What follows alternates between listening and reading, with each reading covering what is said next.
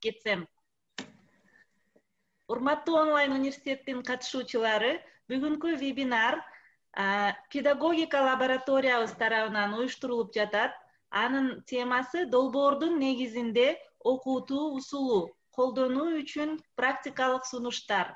Вебинарда окуу процессинде окуучуларга жана студенттерге долбоор үстүндө иштеткен окутуу усулун артыкчылыгы жана өзгөчөлүгү, аталган окутуу усулунун фронталдык сабактан айырмасы жана аны болочок инженерлерди даярдоо боюнча окуу пландарына интеграциялоо тууралуу маселелер каралмакчы.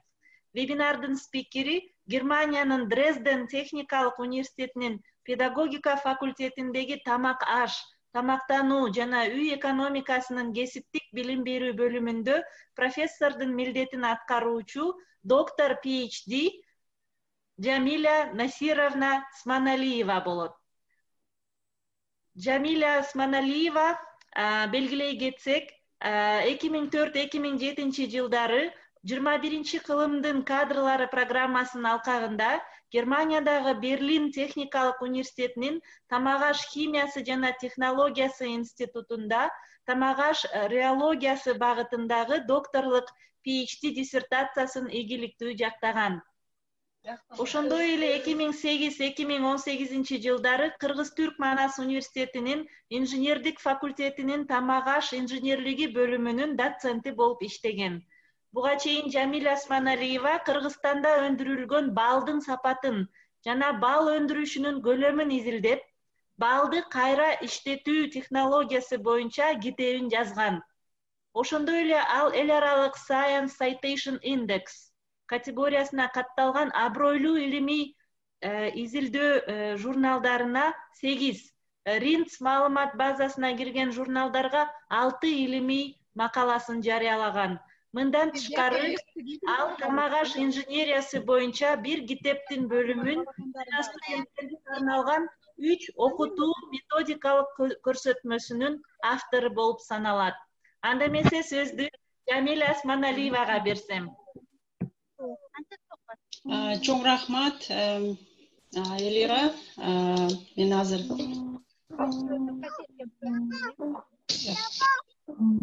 саламатсыңарбы, урматтуу семинардын катышуучулары.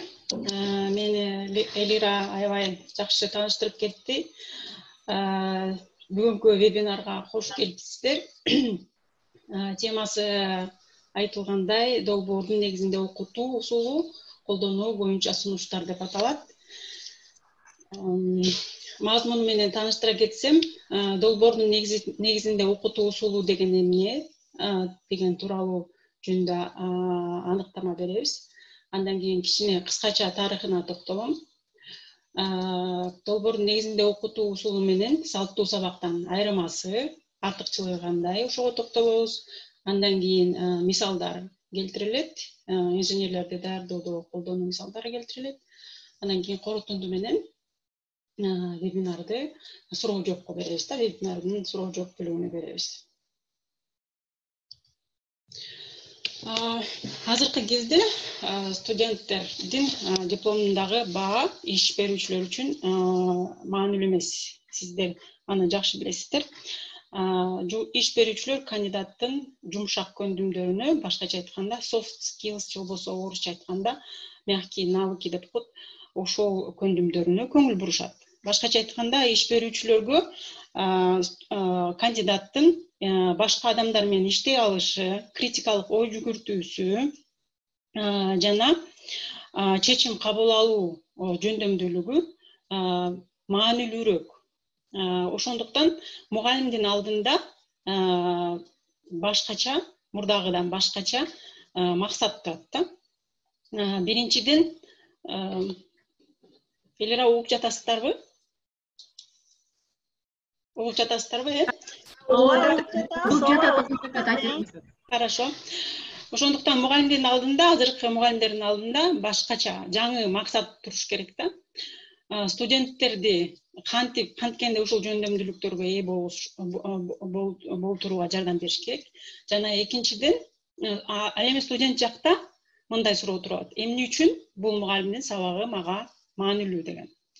Ушул эки суроого жооп бериш үчүн окутуунун проекттин негизинде или долбоордун негизинде окутуу деген усулун колдонсок болот экен да. Ушул усул бизге эки суроого тең жооп берет экен.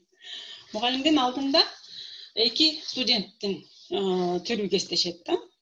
Биринчи студенттин түрү бул өзүнүн мотивациясы күчтүү, академиялык жактан жакшы жетишкендиктерге ээ болгон Сузан деген мисалы студент бар.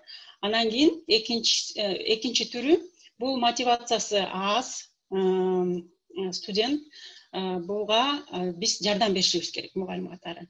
Анын кызыгуусун арттырыш үчүн жана академиялык Сузандын кызыгуусун түшүрбөө үчүн, анын деңгээлин жогорулатуу үчүн мугалим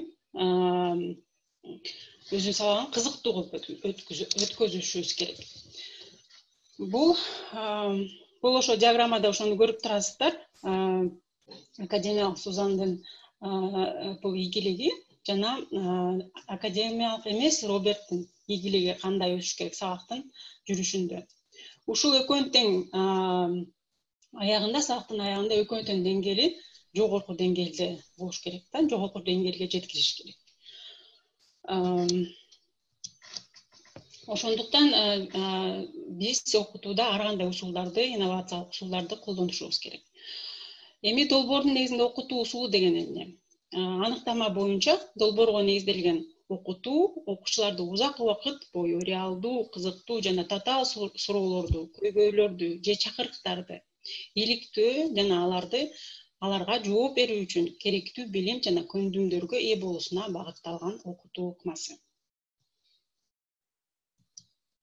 Мунун кыскача тарыхына токтоло кетсек, алгач бул усул медициналык билим берүүдө 1974 жылы Мастрих университетинде, 96-жылы Макмастер университетинде колдонулган. Андан кийин башка сабактар боюнча, мисалы үчүн инженердик сабактар боюнча 1972 жылы Роскилд университетинде, Даниядагы жана 74 жылы Aalborg университетинде, экөө тең Даниядагы университеттер ошондо колдонулушкан. Бул ыкманы колдонуу боюнча эки багыты бар, эки негизги багыты бар. Бирок дүйнө жүзүндө көптөгөн варианттар бар. Биринчи багыты бул жети тепкичтүү усул деп аталат. Мында 6 жумалык блок темалар студенттердин өз алдынча окуу процесстерине багытталган мотивациялоочу бир катар проблемаларды, тапшырмаларды аткаруудан турат. Ал эми экинчи варианты бул Aalborg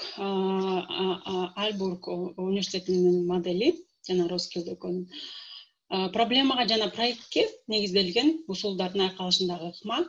Бул жерде проблемага негизделген дагы усул жөнүндө айтылып кетип атат. Экөөнүн айырмасын айтып берем. Экөөнүн айырмасы бул убакытта долбоордо негизделген усулда убакыт бир семестрдей берилет. Ал эми проблемага негизделген усулда бир сабактын убагында бул айтылган көйгөйлөр чечилиши керек да. Эми долбоорго негизделген усулдун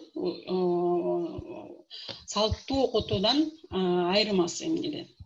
Салттык окутууда маалымат берүү бул мугалимдин милдети болот. Эскертүү студенттин болот. Жана тапшырма аткаруу аягында тапшырма аткаруу.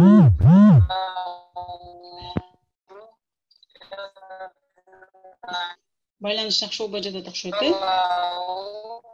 Микрофондоруңуздарды өчүрүп койсоңуздар. Микрофондорун өчүрүп коюшса, катышуучулар, Сабир эже, микрофонуңузду өчүрүп коюңуз.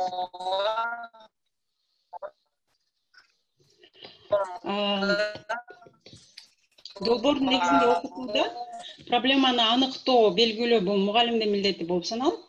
Ал эми студенттин милдети бул керектүү информацияны табуу, өз алдынча керектүү информацияны табуу болуп саналат. Анан кийин экөөнүн милдети или студенттин милдети долбоордун суроолорун, тапшырмаларын чечүү үчүн ошол керектүү информацияны колдонуу. Мына ушу менен айырмачылыктары силерге көрүнүп турат. Биринчиде салттык окутууда мугалим өзү информацияларды таап студенттерге берет. Студенттин милдети жөн эле эске тутуу жана аны тапшырмаларды аткарууда колдонуу болуп саналат. Ал эми долбоордун негизинде окутууда ролдор алмашат да. Мугалимдин ролу проблеманы аныктоо, белгилөө, башкача айтканда жол көрсөтүү болуп саналат. Ал эми студент өз алдынча ошого көйгөйдү, проблеманы чечүүгө керектүү информацияны өз алдынча табат. Мында студент активдештирилип, студент борбордо турат, сабактын борборунда, мугалим четинде ага багыт көрсөтүүчү катарында жардамчы ролду ойнойт да. Башкача айтканда студенттин ролу активдештирилет жана анын мотивациялайт, шыктандырат сабакты андан ары өздөштүрүүсүнө. Бул ыкманын, бул усулдун артыкчылыгы бизге белгилүү болгондой, жана вебинардын башында сүйлөшкөндөй, 21-кылымдын көндүмдөрү, башкача айтканда soft skills деп коет. Бул креативдүүлүк, силер билсеңер керек, көбүнчө педагогдор отурса, жайлардын педагогдору, креативдүүлүк, критикалык ой жүгүртүү аябай маанилүү көндүмдүн бири да.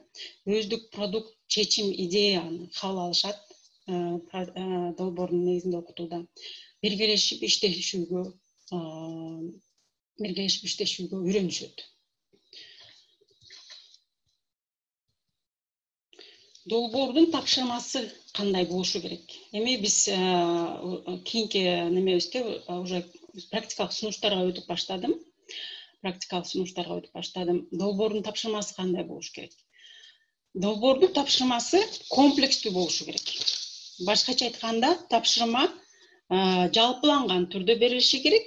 Студент проектти аткаруусуна эркиндик берүү керек. Мисалы үчүн, мен студентке тапшырма берсем, мен өзүм тамак аш инженерлиги боюнча адисмин, жана ошол багытта студенттерге 10 жылдан бери сабак берем.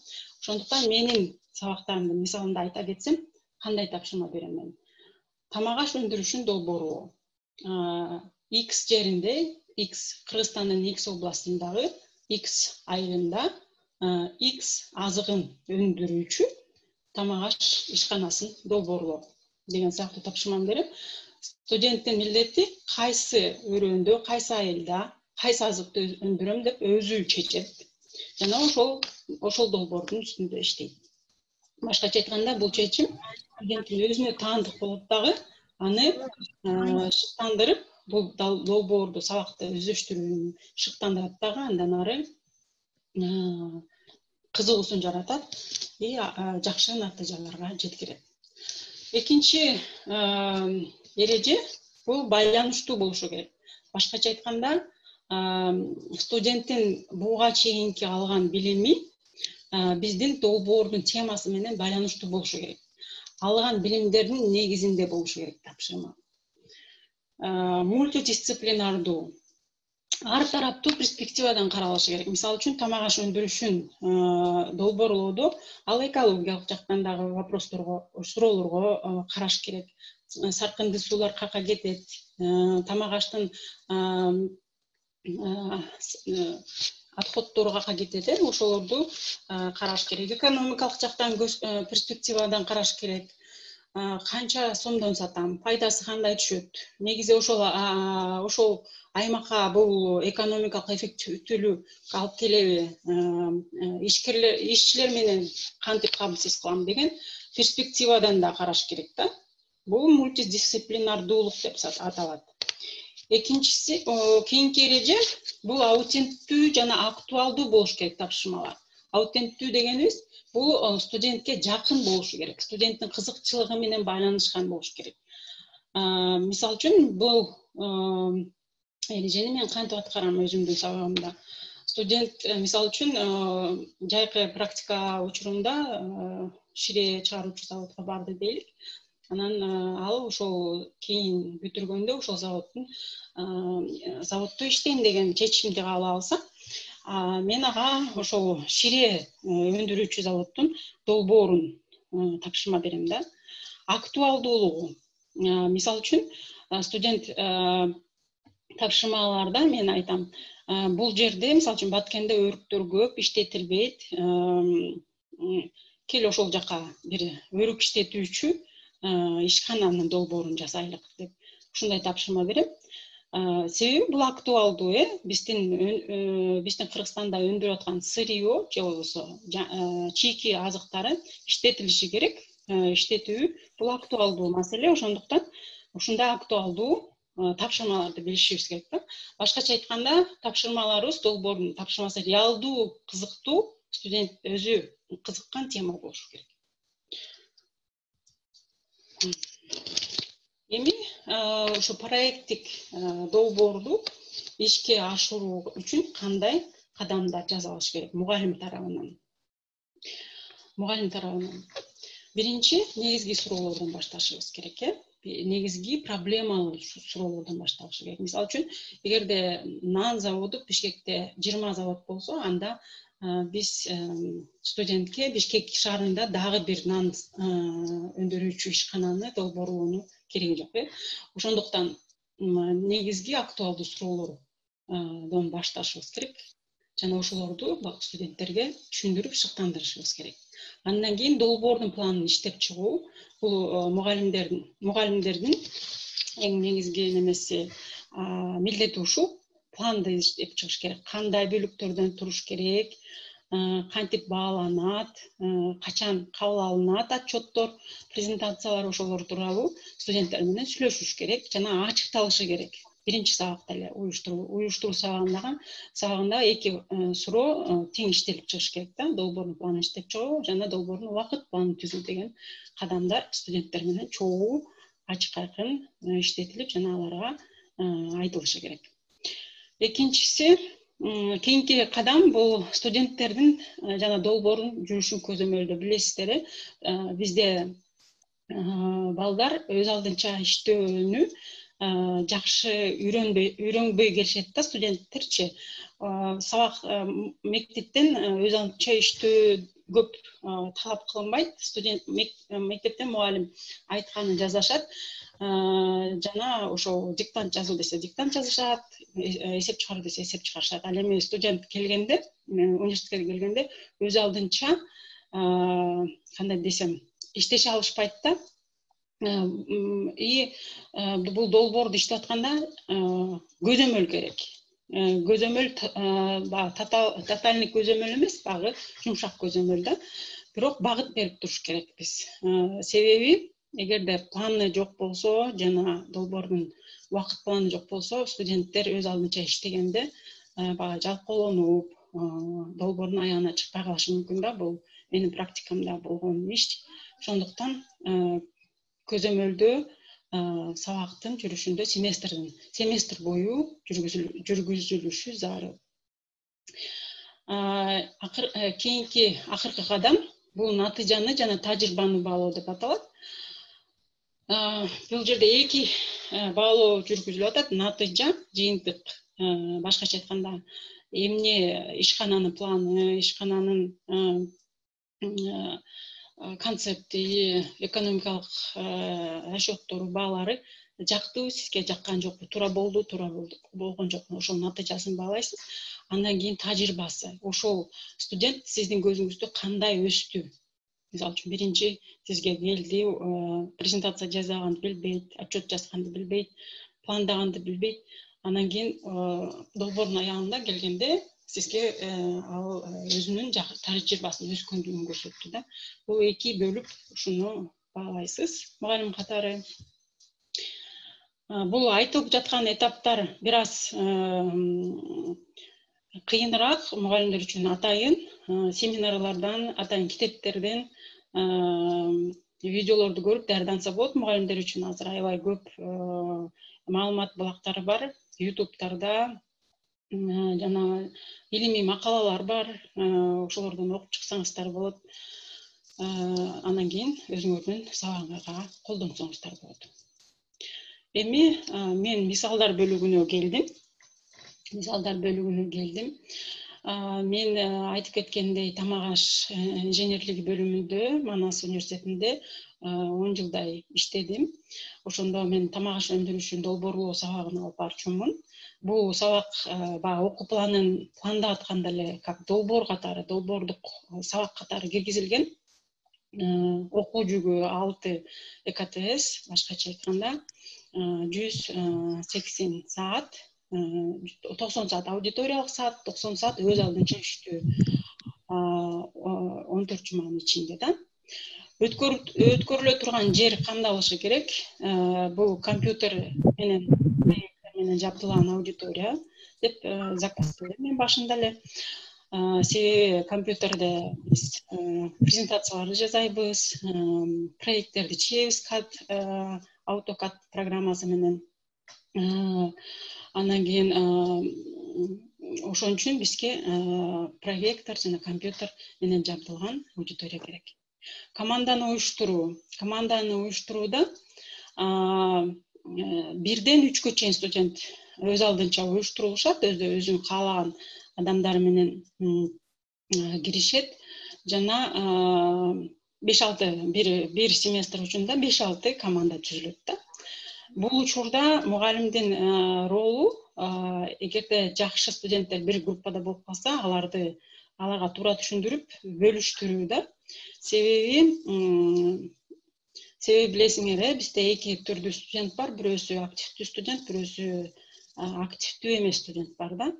Анан ошол активдүү эмес студенттерди активдештирүү үчүн күчтүү студентке кошуп беребиз да. Ага тапшырма беребиз. Эгерде ушул активдүү эмес студентти сен өзүңдүн деңгээлиңе жеткирсең, анда сага кошумча балл беребиз деп. Ошентип шыктандырыш керекпиз да. Бул жерде студенттин активдүү студенттин биринчиден мотивациясы болот. Бирөөгө билимин үйрөтүүгө мотивация болот жана үйрөтүү үчүн үйрөнөт да.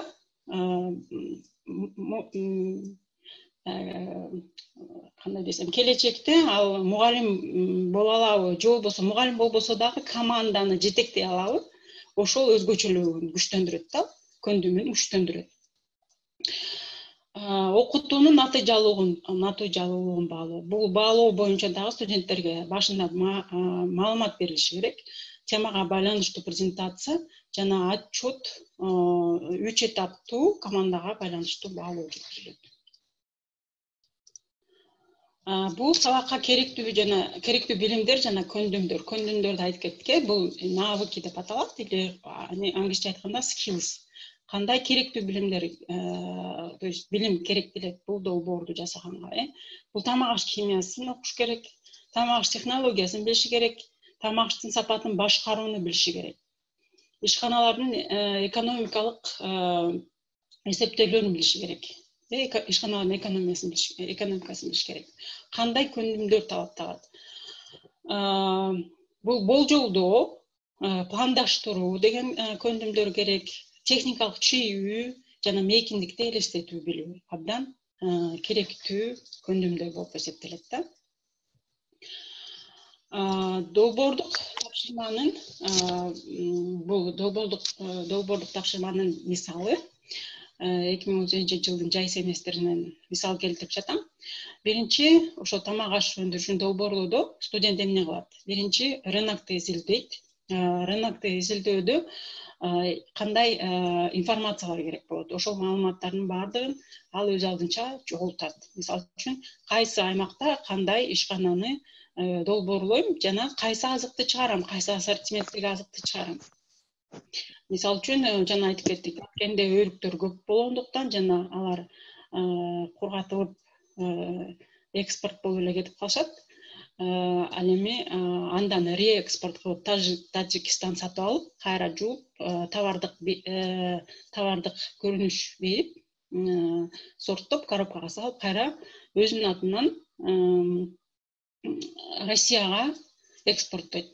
Башкача айтканда, эгерде бизде ошондой өрүк иштетүүчү кургатылган өрүктү кайра табардык көрүнүш берүүчү ишкана долбоорлосок бизге пайдалуу экен деп булар мисалы үчүн балдар ушундай рынокто изилдешет дагы чечим кабыл алышат.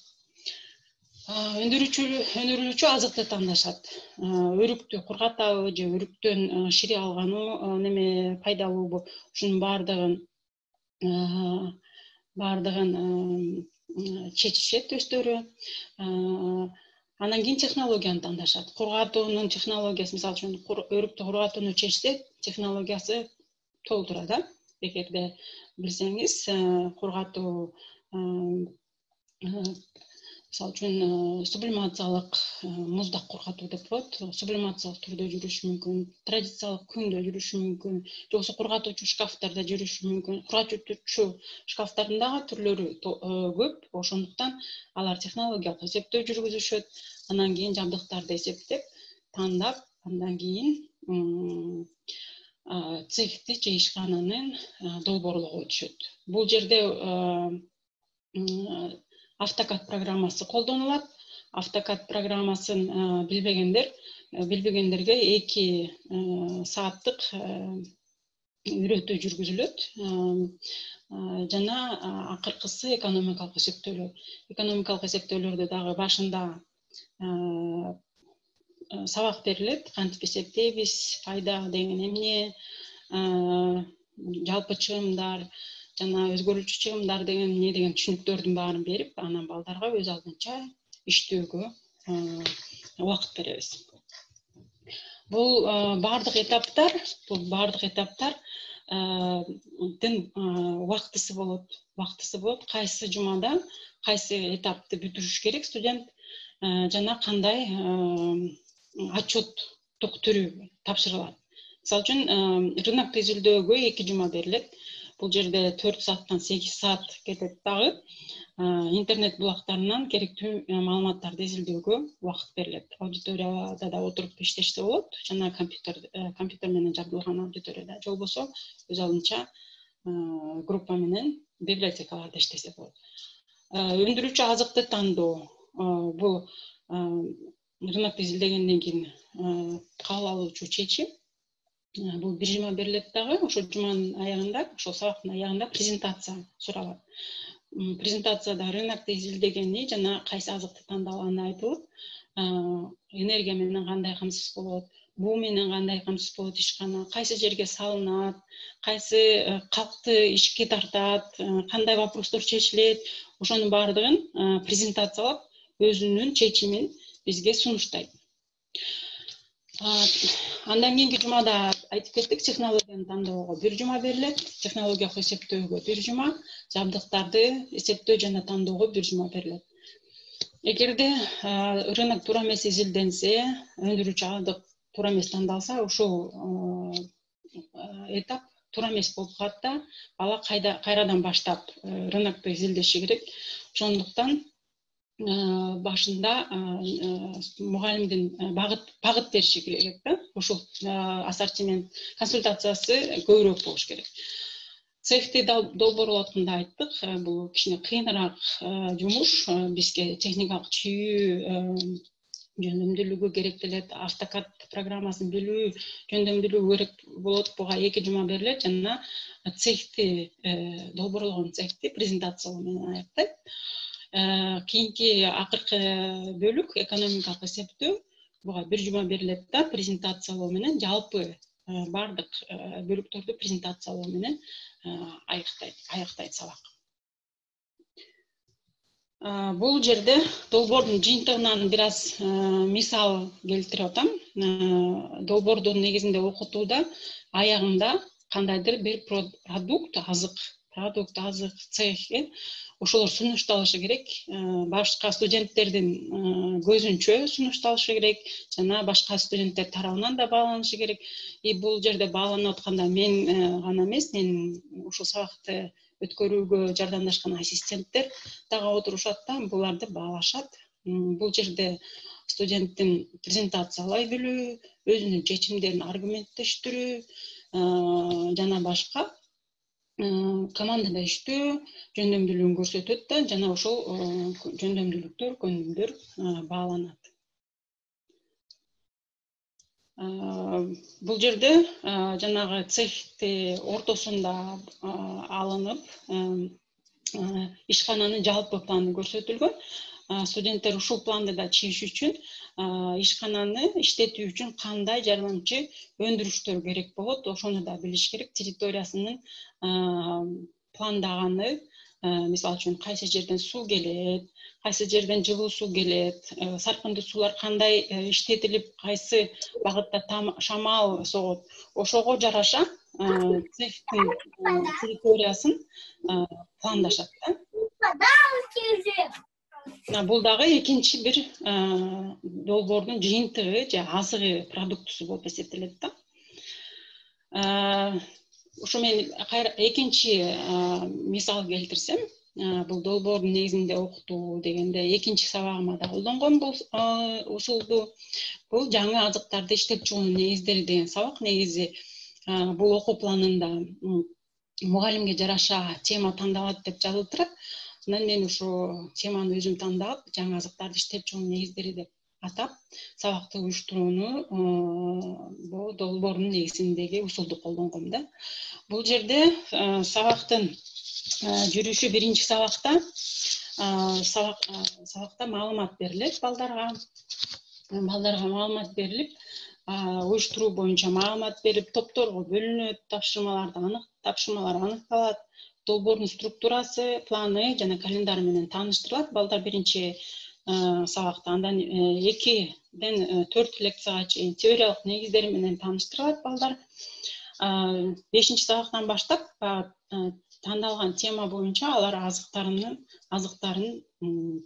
презентациялайт. Биринчи бөлүгүндө алар кайсы азыкты тандаганын, эмне үчүн тандаганын, кайсы ден соолукка пайдалуу жагын медициналык аспекттен карашат, технологиялык аспекттен карашып бизге презентациялайт.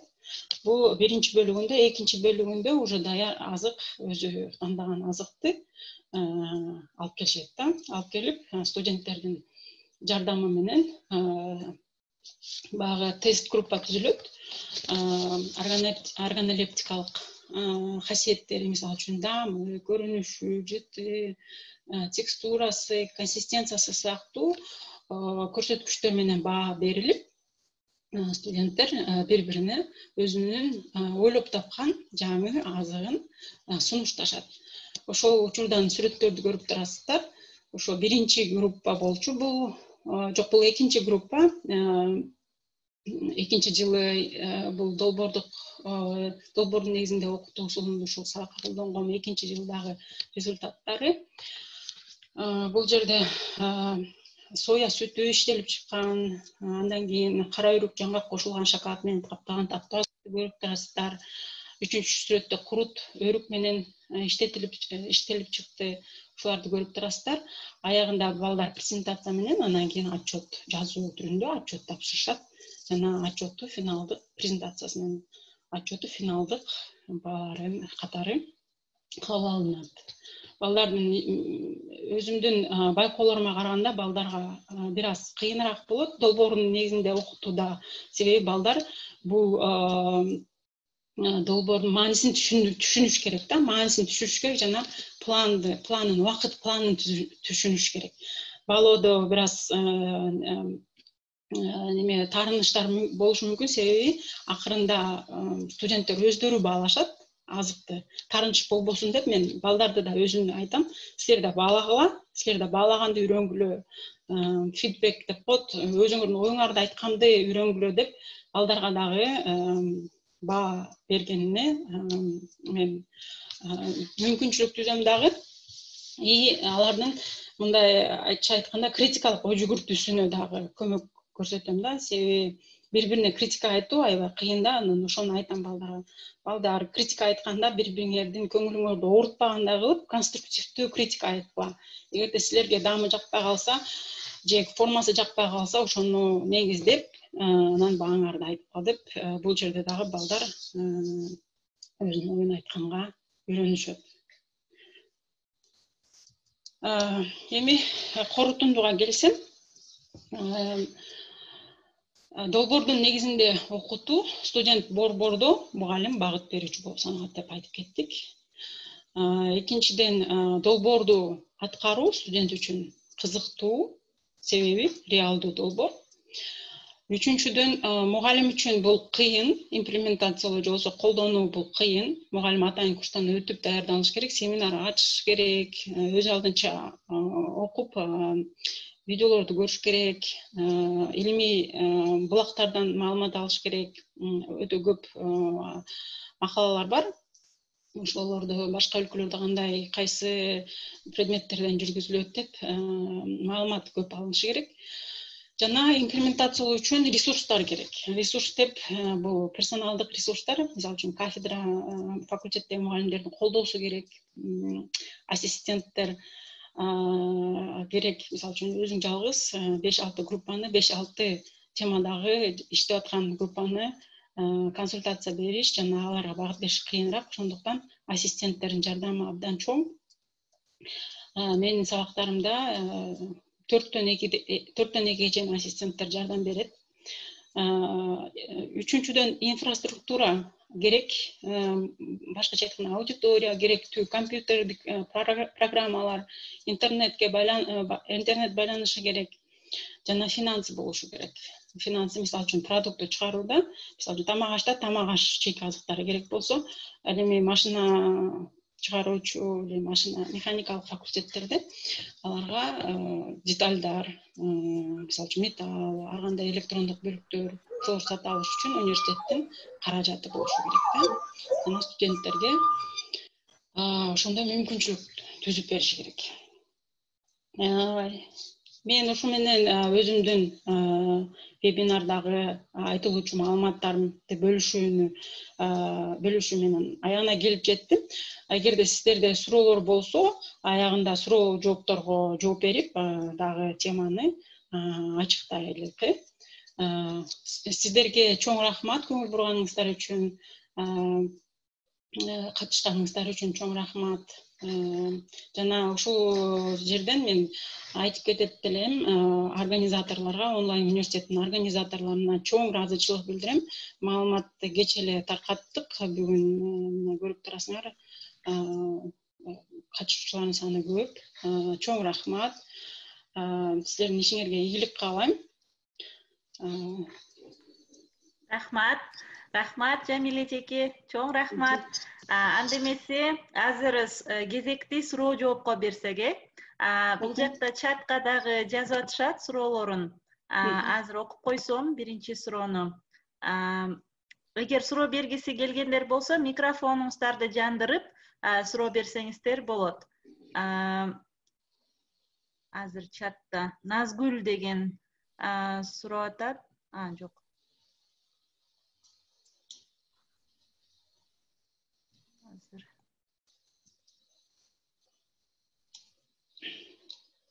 Сизге суроом бар эле дейт Назгүл. Ушул ыкманы дистанттык билим берүүдө колдонуунун жолдорун да айтып кетсеңиз. Мисалы, топ менен иштөө, онлайн байланыш учурунда бир аз кыйынчылык туудурат. Ооба. Ошо мен дагы ойлоп койдум, могу биздин учурда онлайн дистанттык билим берүүдө проекттин негизинде окутуу абдан жакшы ыкма болуп эсептелет да. Себеби бул жерде багы аудиториялык сабактардын сааты аз болот дагы, балдардын өз алдынча иштөөсү, багы кичинекей топтордо өз алдынча иштөөсү көбүрөөк болот. Менимче ушул дистанттык окутууда абдан жакшы ыкма болуп эсептелет деп ойлойм да. Эми жолдорун айтып кеттим, кадамдарын айтып кеттим. Өтө деле кыйын эмес. Биринчи мугалим өзү планын түзүш керек. Эмнелерди студенттерден каалайсың, кандай студенттер аягында кандай билимдерге, кандай жөндөмдүүлүктөргө ээ болот, кандай азык чыгарыш керек, ошону аныктап, андан кийин студенттерге ошону жеткириш керек. Сабактын уюштурулушу менен, баалоосу менен, баалоо системасы менен тааныштырылышы керек, планы менен тааныштырылышы керек. Анан багы студент мугалим экөө договорлоп, ошондой договордун негизинде анан иштей беришет да. презентация онлайн болсо эң жакшы. Эми баягы жаңы азыкты органолептикалык тесттен өткөрүү кыйыныраак болот. Ал эми бирок башка мисалы үчүн ата-энелерине берип, аларга баа бердиртип, анан кийин протоколдорду сунса болот да. Рахмат. Дагы бир суроо бар экен. Аттокурова Анаркан. Мугалимдерди даярдоо багытында кандай тематикадагы долбоорлорду сунуштайт элеңиз? Мугалимдердин продуктусу бул сабак. Билесиңер, биздин азыгыбыз, биз эмнени продукция алабыз? Сабакты продукция алабыз. Сабак бул процесс. Ошол процессти мугалимдерге айтсаңар болот. Ушундай усулду колдонуп, ар кандай инновациялык усулду колдонуп, ушул теманы, өзүңөр каалаган теманы, или бир сабак болушу мүмкүн, сабактын ар кандай усулдары деген, педагогикада кандай да сабактар болушу мүмкүн, дидактикалык методдор деген дагы болушу мүмкүн. Ошол темаңарга жараша, сабагыңарга жараша бир сабакты рефлексия кылышы мүмкүн. Ушундай тапшырмаларды беришиңер керек. Мисалы үчүн, кантип студентти активдештирүү керек деген суроолордон баштасаңар болот да. Рахмат. Бул жакта Жамал Папиева кол көтөрүп турат. Сурооңуз барбы? Саламатсыздарбы, урматтуу кесиптештер. Менин суроом жок, бир аз кичине комментарий берип кошумча алып койсом дедим эле. Жамиля, сизге чоң рахмат. Бул өзүңүз айтып өткөндөй, бул долбоордо негизделген окутуу, бул мисалы өнүккөн өлкөлөрдө, башка жактарда мындай толук сабак катары колдонулат да, өзүңүз айтып өткөндөй, усул бир семинар, бир семестр, канча бир модулдан турган семестрди камтыла турган түшүнүк да, ошондой усул. Ошол чоң кең усулду сиз азыр 1,5 сааттын, 1 сааттын ичинде камтып кетиш өтө эле кыйын. Ошентсе дагы өзөктүү маалыматтарын, негизги баскычтарын айтып өттүңүз. Чоң рахмат сизге. Мен ушу долбоорго негизделген Кыргызстанда жергиликте практика катары колдонуп жүргөндөрдүн бири болуп эсептейм. Өзүм үчүн сиздин презентацияңыздан кызыктуу, жакшы маалыматтар менен өзүмдүн билимди дагы да толуктап алдым деп айта алам. Анан дагы бир кошумча эле кылып кетейин дегем да сиздерге. Биз мындай мен Борбор Гаzi университетинен чыгып атам да, Борбор Гаzi университетинде билим берүүнү өнүктүрүү деген программа бар. Бул программа мектептер менен иштешебиз да, мектептин мугалимдери менен иштешебиз. Ошо именно мектептин мугалимдерин долбоорго негизделген окуутууну үйрөтүп атабыз да. Университет эмес, даже мектептин мугалимдери дагы алып кете алат экен, даже мектептин окуучулары да ошону алып кетип атат экен да. Бир кошумча алып кетсем, сиздин презентацияңызга бул сиз айтып өттүңүз, салттык окутуу менен долбоорго негизделген окуутунун айырмачылыктарын. Көпчүлүк мугалимдер түшүнүп алышы мүмкүн, биздер долбоорлор жасап жүрөбүз депчи, проекттердин үстүнөн иштешет го, проекттер жасап. Бул ошону чаташтырбашыбыздар керек да.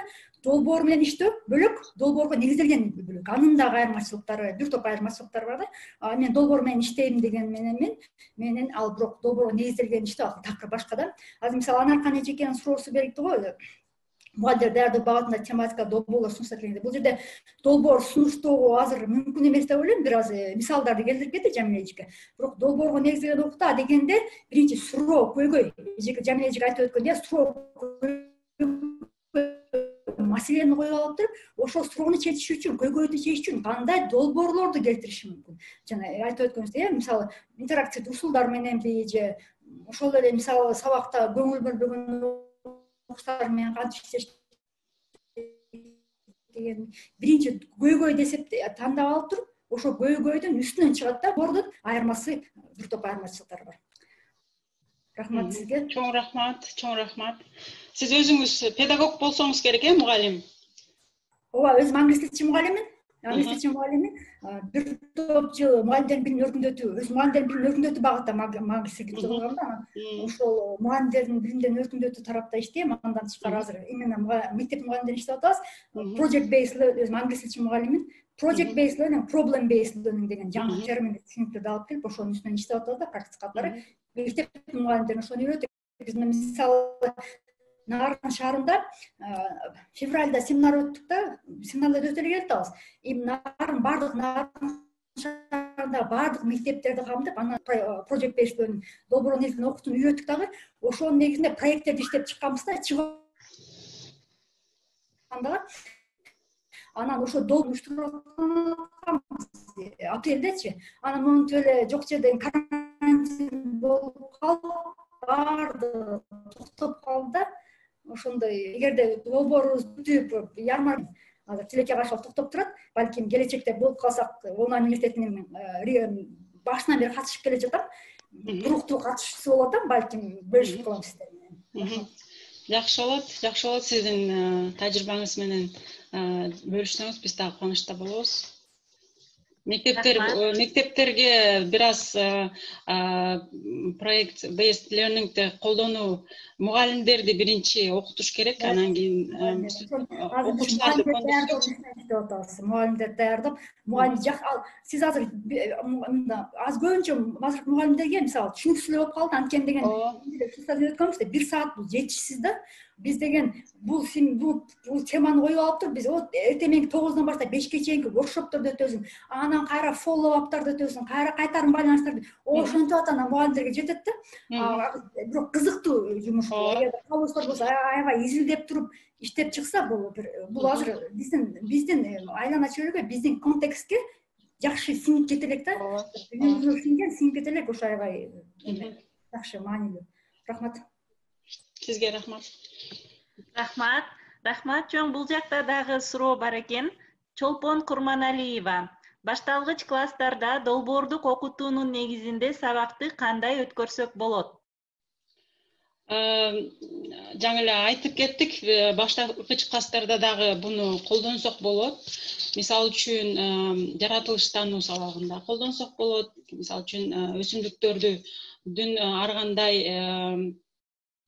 кандай десем структурасы, түзүлүшү боюнча өтө турган болсок, балдарга мисалы үчүн гербарий жасаганга долбоор деп айтышат. Мисалдар көп, айтып кеткендей убакыт жетпейт да. Же болбосо кандай дагы мисалдар келтирсек болот? Чымчыктарды саноо долбоору. Мен бул Германиядагы өзүмдүн кыздарымдын мисалдарынан айтып атам да. Буларда сабактарында уже ушул проекттин негизинде окутуу ушул аябай кенен колдонулат экен. Ар бир сабактында ушундай бир проект болот. Мисалы үчүн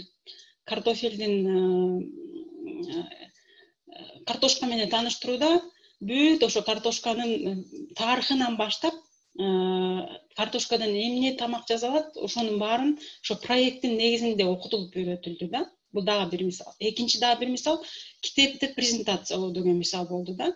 Балдар постер жасашат экен, өзүнүн китеп окуусу боюнча. Автору ким, канча беттен турат, кайсы издательстводон чыккан, ошол маалыматтарды постерге жазышып, анан кандай, кайсы жери жакты, ошону постерге жазышып, анан класстын астында презентация кылат экен да.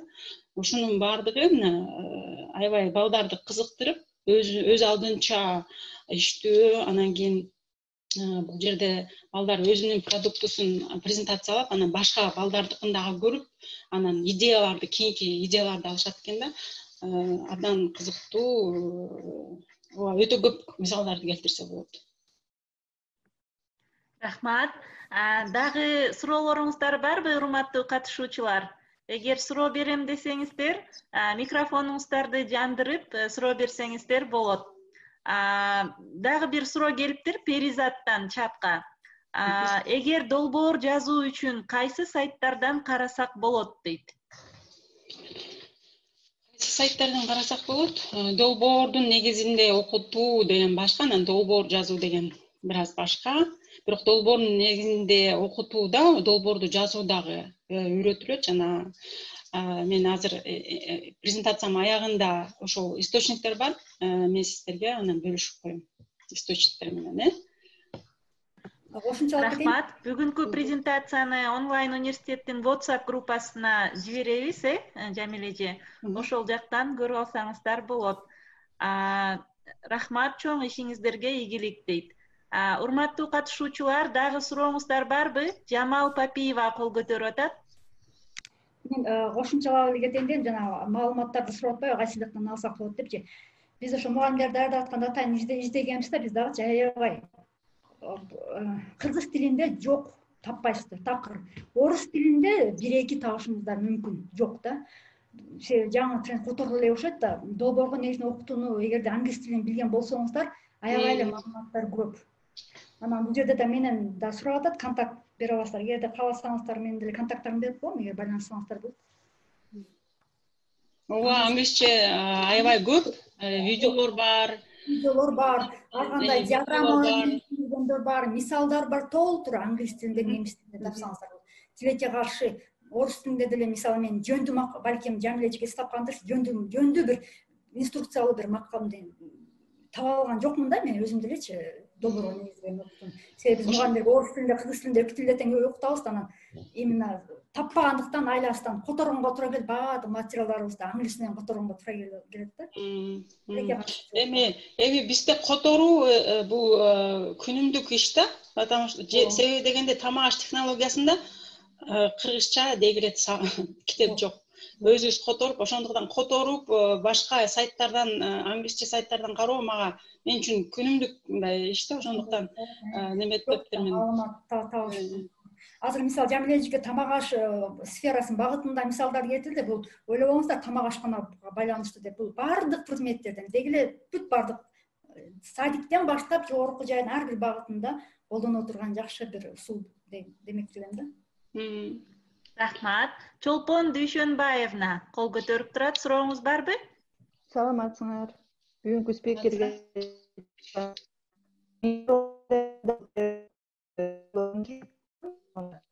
анан силердин оюңар боюнча үнүңүз анча угулбай жатат, катуураак сүйлөсөңүз. Угулуп атабы эми? Эми угулду.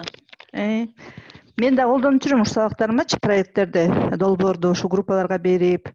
Анан силердин оюңарды угайын дегем, мисалы бир семестрде, бир сабакта бир долбоор жетиштүүбү же андан көп болуп берсе болобу? Кандай деп ойлойсуңар?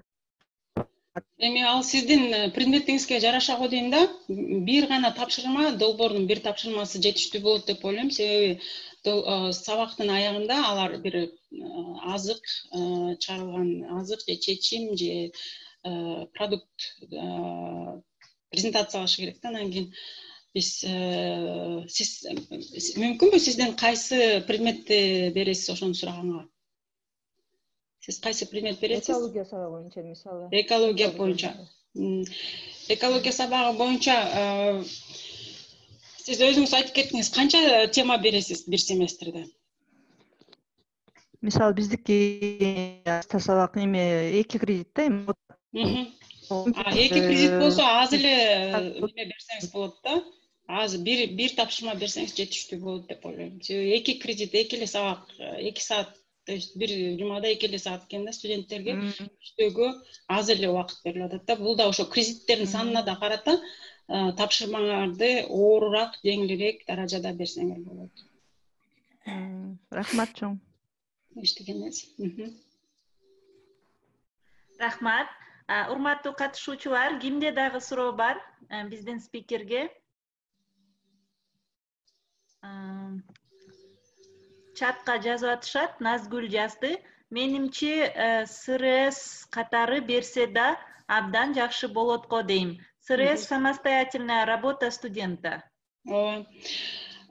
Самостоятельная работа студента катары берсеңиз болот, бирок баягы мугалим катары такыр эле өз алдынча иштетип койбой, сиз баягы көзөмөлдөрдү жүргүзүшүңүз керек да, консультациялар берүү даталары болуш керек. Бизде самостоятельная работа студент кантип берилет? Башында руководителдер тандалат, темаларын аласың, болду студент семестр бою өз алдынча иштеп жүрөт. Может консультация берилет, бирок башкалардын иштегени менен баягы маалымат алмашылбайт да. Проекттин негизинде окутууда баягы презентациялоочу күндөр белгиленет, студенттер бири-биринин иштери менен таанышат, идеяларды алышат, өздөрүнүн ойлорун айтышат, мындай эме бар да, контакт бар да, башка студенттер менен жана өзүнүн руководители менен контакт болот. Ошонусу менен айырылат да. Бизде баягы идеясы жакшы самостоятельная работа студентов, бирок баягы аягында келгенде студент такыр эле өз алдынча, мисалы үчүн реферат жазуу деп койсо, реферат темасын алып, библиотека алып өзү иштеп, анан аягында тапшырат, студент менен мугалимдин ортосундагы эле мамиле болуп калат да. Проекттин негизинде окутууда бул башкалар менен дагы команда менен иштөө биринчиден, башкалардын оюн угуу, критикалык оюн угуу жана аны кабыл алуу, өзүнүн оюн айтуу, презентациялоо жөндөмдүктөрүн өрчүтүү да. Ушунун китаптары бир аз башкачараак болот. Бул жакка Назгүл жазып жатат чатта. Жок, бизде бир модулду жыйынтыктоо үчүн бир негизги тапшырма берилет. Анда окутуучу менен бирге иштейбиз. 15 балга чейин берилет. Жакшы экен, эгерде сиз өзүңүз неметсеңиз, кичине айтып берсеңиз, кайсы предметтен 15 балл берилсе, канча кредит, ошолорду айтып берсеңиз, кандай кылып уюштурасыздар? Назгүл, анда сиз айтып берсеңиз. Барбы, Назгүл? Микрофону иштебей жатышы да мүмкүн. Ошого чатка жазып атат го, Ошондой болуш керек. Ошо мен айткандай, эгерде силерде мен айткан кадамдар, проекттик негизде окутулган усулдун кадамдары тиги болсо, анда силердин дагы өз алдынча иштөөңөр проекттик негизде окутуу деп алсак болот. Бирок тилекке каршы сизден мындай толугураак информация алган жокмун, ошондуктан айта албайм да. Урматтуу катышуучулар, сурооңуздар барбы? Менде бир суроо бар эле, жана мектепке чейинки билим берүү мекемелеринде дагы бул метод колдонулат деп айттыңыз. Мисалы, чымчыктарды саноо деп айттыңыз да. Ошол кандай колдонулат? Мисалы, балдарды жаратылышка токойго алып чыгып, чымчыктарды байкап, байкоо жүргүзүп, кандай түрлөрү бар, аларды санап, алар качан учуп келет, качан учуп кетет, уяларын кайда курат, ошондойбу? Ооба, бул багы бир федералдык земля деп коет. Ошол земляда бир убакта өтө турган проект экен. И ошол учурда ар бир балага кагаз берилет, сүрөттөрү менен, чымчыктардын сүрөттөрү менен. Андан кийин бир жуманын учурунда байкоо убактысы берилет. Алар белгилешет ошол берилген баракка канча түрү көрдү санашып. Анан саноо методдору дагы бар. Ошолор менен анан чымчыктар кандай түрдөгү чымчыктар жашайт биздин региондо, ошону билишет, кандай чымчыктар азайып бараткандыгын билишет, кандай чымчыктар такыр кездешпей калганын билишет. Ошентип балдарга оюн аркылуу үйрөтүп коюшат экен да. Кызыктуу. Бул уже экинчи жыл дагы быйыл да катышышты балдар ошондой эсептөөгө. Анын жыйынтыгы менен дагы баягы проекттин организаторлору дагы бөлүшүп турушат экен. Кандай маалыматтар, то есть чымчыктардын саны, кайсы түрү көбөйдү, кайсы түрү азайып баратат. Ошол менен бөлүшүп турушат экен. Бул ошо жаратылыш таануу сабагынан бир неме да, бир проект негизинде окутуу болуп саналат да. Рахмат. Жаңыл Болотовна жазып атат. Жамиле эже, маалыматыңыз үчүн чоң рахмат. Долбоордук окутуунун элементтери мектепте да колдонулат. Окуучулар да кызыгуу менен иштешет дейт. Ооба, айтып кеттик уже ал суроолорду. Мектепке берсе ошо балдар аябай кызыгып аткарышат. Жанагы активдештирилбеген, өз алдынча унчукпаган студенттер дагы иштешет, балдар дагы иштешет. Презентацияга үйрөнүшөт. Абдан жакшы ыкма. Жамиля Насировна жазып атат. Мугалимдерге керектүү пайдалуу маалыматтарды, ыкмаларды көрсөтүп кеттиңиз. Чоң рахмат сизге. Ишиңизге ийгилик. Сиздей жаштар өсүп чыкса, Кыргызстаныбыз өнүгөт деген ниетим чоң. Чоң рахмат. Чоң рахмат. Абдан кубанычтамын. Керектүү маалымат болгонуна абдан кубанычтамын. Менимче бизде жогорку окуу жерлердин мугалимдери да колдонсо, жана ошонун өзүнүн практикасына жайылса, студенттерге менимче аябай пайдалуу сабактар болуп калат да. Саламатсыздарбы? Менде суроо бар эле. Сайкал Ибраимова, Ош мамлекеттик университетинен. Рахмат, аябай кызыктуу маалыматтар бердиңиз. Биз дагы ушундай сабактарыбызда колдонуп жүрөбүз. Анан мен суроом эмнени сурайын дегенмин да, ар бир мисалы жана жумага бөлүп атпайбызбы? Тапшырманы кайсы этабын, кайсы маалга аткарыш керек. Анан аны биз жана политика курса разработка кылганда жазып беребиз да, бул убакта эми кайсы деңгээлде кантип бааланат сенин эмең деп. Анан ошого методический рекомендация деп коебуз го биз. Ошону ар бир эмеге, мисалы эссе жазыш үчүн методический рекомендация беребиз да, бул мындай болуш керек, мындай болгондо мындай бааланат дегенде критерийлеринен бери. Буга дагы ошондой ар бир, мисалы сиздин тажрыйбаңызда да ар бир жумага берилген тапшырма боюнча методикалык рекомендацияны бересизби студенттерге? Ал мисалы мындай болуп аткарылыш керек, мисалы теманы тандаганда дагы, мисалы рынокты изилдөө боюнча бул изилдениш керек, там негизинде. Ооба, сөзсүз түрдө ал үчүн биринчи ошо баягы балдарга уюштурулуп жатканда презентация берилет, эмне камтылыш керек бул долбоордун рамкасында, эмне камтылыш керек, кайсы суроолор чечилиш керек. Ошолорду сөзсүз түрдө айтып берем, көрсөтөм, структурасы менен тааныштырам. Анан кайсы маалымат базаларына кайрылышы керек. Мисалы үчүн рынокто изилдөөдө мурда биз библиотекаларга барып карачубуз, азыр деген интернетте толтура база данных бар. Ошолордон алып, ошону караганда биринчи сабакты ошого арнайм да. Анан студент экинчи уже сабакты өз алдынча ошол мен айткан маалымат боюнча иштей берет. Мүмкүн болсо ошол эмелерди, шилтемелери болсо кайсы жерден алсак болот. Ошолорду көрүшүп коебузбу?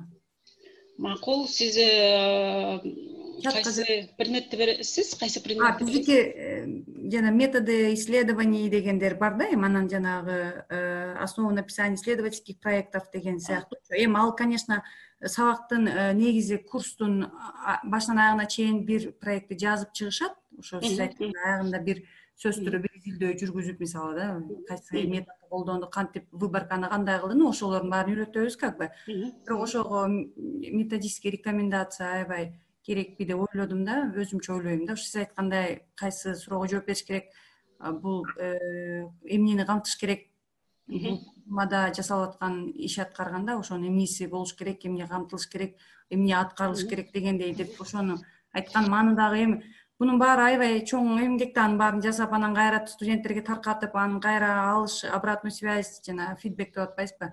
Анан аябай чоң эмгек чындыгында. Ооба, бирок бир жазып алсаңыз, мугалимдин ролу жол берүүчү, багыттоочу катары эле болуп калат да.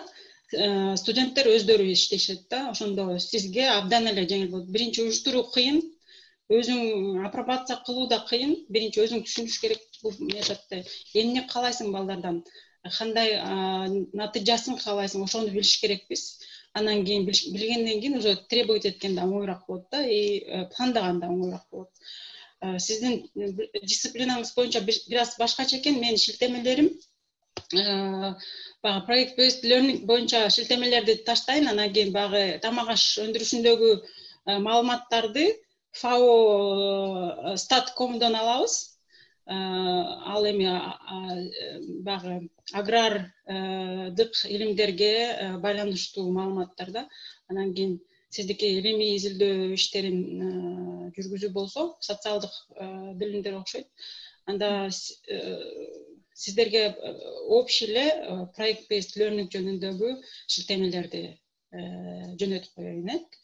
Рахмат. Анан жана өрүк менен курут иштелип чыккан эми проект турбайбы? Бул жерде мисалы Ошто аябай популярный азык да, бул аябай жагат бизге. Жакшы ойлоп табылган деп биз аябай рахмат айтып жүргөнбүз. Жакшы идея турбайбы? Ошол жактан келген идея экен да, значит, сиздерден. Балким башкача да болуп калышы мүмкүн. Балким студент ошол идеяны калктан карап, ушул азыкты чыгарыш керекпиз деп ошол идеяны сабакка презентация кылганда. Бирок биз дагы жеп көргөнбүз, абдан даамдуу азык болгон. Анан кийин азыр ушул багытта уже илимий изилдөөлөр иштелип жатат. Мисалы үчүн Турцияда менин студентим менен анардын кабыгын жана мандариндердин кабыктарын кошуп куруттун немеси боюнча диссертация жазат да, куруттун технологиясы боюнча диссертациясы, магистрлик диссертациясын жактады. Мына ушул сабактан идеясын кийин илимий изилдөөгө алып чыкты. Бул аябай жакшы көрүнүш деп ойлойм да. Рахмат. Рахмат. Гүлжан Койчуманова жазып атат чатка. Чоң рахмат спикерге жана уюштуруучуларга. Спикерлердин презентациялык материалдарын жөнөтөсүздөрбү дейт. Ооба, биз онлайн университеттин WhatsApp группасы бар. Ошол жака жиберебиз. Жамиле эже бизге жиберери менен эле биз бөлүшөбүз сиздер менен.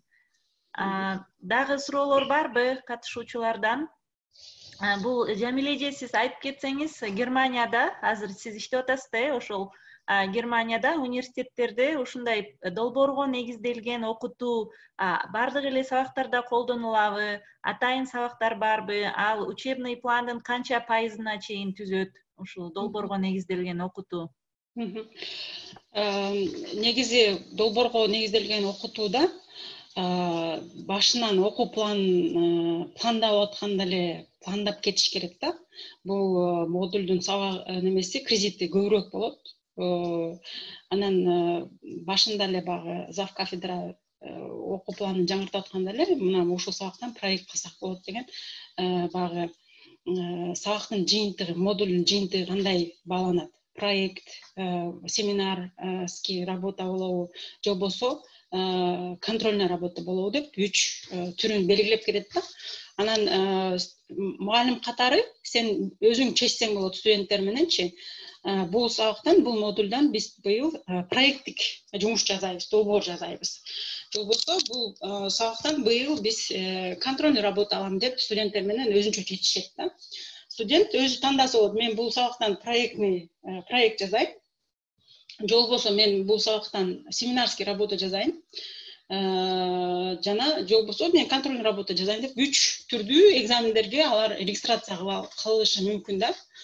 Проектный работалар багы айткандай командада жазылат да. Командада жазылгандыктан бир аз рискованный дагы түрүн студенттерди сураштырсаң риск бар дейт да. Себеби бирөөсү окубай коюшу мүмкүн, бирөөсү окуп бүт проектти тартып жүрүшү мүмкүн да. Ошондой болбош үчүн сүйлөшүүлөр жүргүзүлөт да. Биринчи ушундай проект жазайлыкпы, проект негизинде окутууга колдонобузбу, же болбосо семинардык работа жасайбызбы деп, өз алдынча иштей кылабызбы деп бөлүштүрүлөт да. Ошо бул студент менен мугалимдин ортосундагы чечим болот. Бирок айтып кеткендей, эгерде кредиттик пландалыш керек да, башынан пландаш керек. Ресурстар болуш керек, персоналдык ресурстар. Эгерде студенттер көп жазылып алса, бул сабакка анда өзүң жетишпесең, анда айтсаң болот, мен быйыл көп студенттер, мен бул жерден контрольный работа алам деп койсоң болот да. Себеби бул ресурстарга да байланыштуу болот да. Эгерде традициялык түрдө проект жасалса, анда бул айтып кеткендей бир семестрдин бардыгы ошо проекттин, мисалы үчүн 7-8 мугалимдерден турган модулдар болот да. Чоң модулду түзүп алып, анан кийин ошо проекттин негизинде окутуу болот. Аны ар бир мугалим ошол темада багы жана мастрих модель деп атпайлыкпы, ошол блок семинарларды өтүшөт. Ар бир мугалим өзүнүн темасында өтүп, студенттерге маалымат берет, жана жанагындай план менен кайра студенттердин чечимдерди, продуктларды, азыктарды кабыл алышат да. То есть ушундай да, кичине уюштурушунда бир аз немелер бар, айырмачылыктар бар. Рахмат. Аттокурова Анаркан сурап атат. Жамиле эжекеге рахмат. Жакшы маалыматтар болуп жатат. Сиздердин долбоордук сабактардын өндүрүштө апробация кылынган же кийрилген учурлары барбы? Жана ал кандай кадамдарда ишке ашырылат? Биздин долбоорлорду эми полностью ишке ашырылды деп ойлобойбуз. Айткандан алыспын, себеби долбоорду ишке ашыруу, тем более тамак аш өнөр жайынын ишканасын куруп, анан кийин аны ишке киргизүү абдан кыйын, бирок балдарга технолог болуп иштегенге абдан чоң жардам берет да.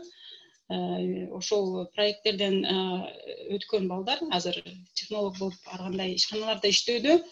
Сурамжылоо жүргүздүм, 10 жылдан кийин ошо сурамжылоо жүргүздүм. 78 студент алган экен. Бул сабакта жана 25 киши отвечать жооп беришти бир сурамчылоого. Бардыгынын немеси ошо биздин немеде кийинки кесиптик жашообузда абдан кереги тиди деген жакшы жоопторду улатышкан да. Ошо кийинки жумуштарына керектүү маалыматтарды, керектүү жөндөмдүүлүктөрдү алышты да. Рахмат. Азыр Германияда да онлайн окууга өттүңүздөр да, сиздин университет. Ушу онлайнда кандай окутуп атасыз? Ушу проектке негиз сурап атат. Сиз Германияга долбоор боюнча барып калдыңызбы? Же илимий ишиңиз боюнчабы? Мен 2004-2007 жылдары бияктан докторантурасында, бизче айтканда аспирантурасында билим алгам. Андан кийин Кыргызстанга барып иштегем. 10 жылдай. Андан кийин бияка кайра чакыруу менен бир семинарларда, бир проекттерде чогуу иштеген профессордун чакыруусу менен Дрезден техникалык университетте иштеп жатам. Эми бул илимий изилдөө иши эмес, проект эмес. Проекттин алкагында таанышканбыз. Проекттин алкагында иштешкенбиз, бирок багы чыныгы жумушка чакырылдым да. Сиз буга чейин Швейцарияда да сабак берип жүрдүңүзбү же илимий изилдөө жасап жүрдүңүзбү? Швейцарияда бул стипендиялык программа болчу, илимий изилдөө программасы. СКАС деген фонд тарабынан каржыланган, негизи 1 жылга берилген. Аябай жакшы программа. Мен силерге баарыңарга сунуштайм, ошолорду карап көргүлө. Швейцариянын изилдөө мүмкүнчүлүктөрү абдан чоң, айрыкча могу техникалык илимдерде. Мисалы үчүн Цюрих университети, Айгенозуша Хохшуле Цюрих деп коет. Цюрих университеттери да бар. Ранг жанагы мировой рэнкинг деп коет го, World ranking. Ошодогу 13-12 местада турган университеттерге бардым. Аябай көп билимдерди алдым десем болот. Биз ал деңгээлге жеткенче даже Германиядан да үйдө турат экен да. Ошо. Рахмат. Катышуучулар, дагы суроолоруңуздар барбы? Рахмат айтып атышат чатта. Айнура Усубалиева, рахмат. Перизат, рахмат. Жамал Атабаева, Жамиля Османалиева, сизге ийгиликтерди каалайбыз. Маалыматыңызга чоң рахмат. Эчтеке эмес. Сиздерге чоң рахмат катышканыңыздар үчүн. Баарыңарга салам Германиядан. Башка суроолор.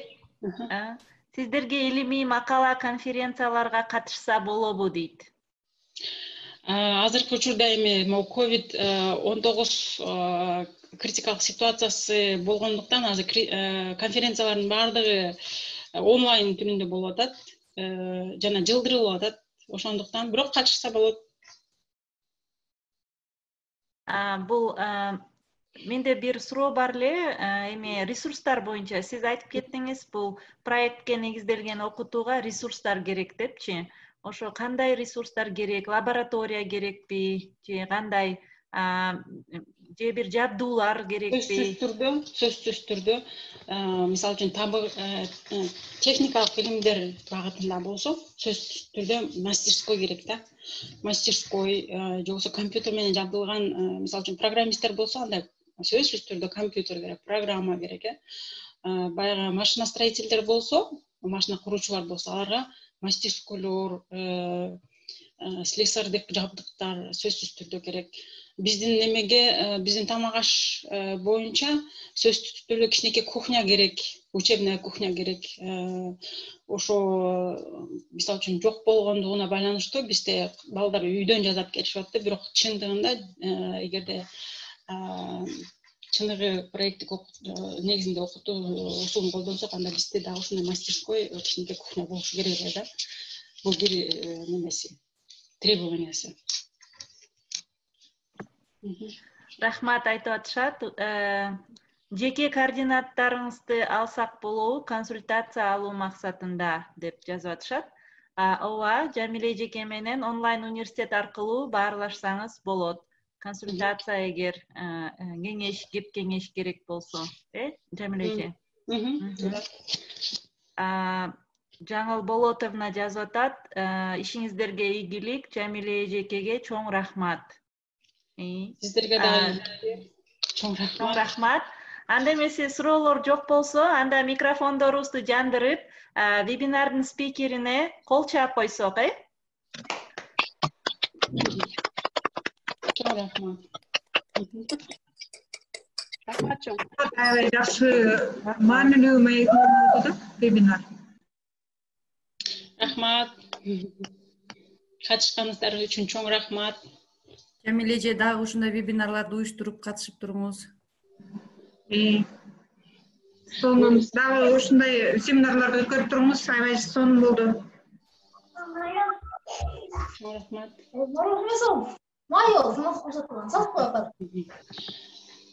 Рахмат. Буюрса, Жамиле эжени дагы онлайн университеттин вебинарларына чакырабыз. Жана Жамал эже айтып кеткендей, бир сааттын ичинде айтып бериш кыйын, бул абдан чоң маанилүү нерсе. Ошондуктан буюрса, Жамиле эженин убактысына карап, келечекте дагы ушундай вебинарлар өткөргөнгө аракет кылабыз. Буюрса. Рахмат. Бул жака чатка да рахматтарын айтып атышат. Мен записти өчүрөйүн анда.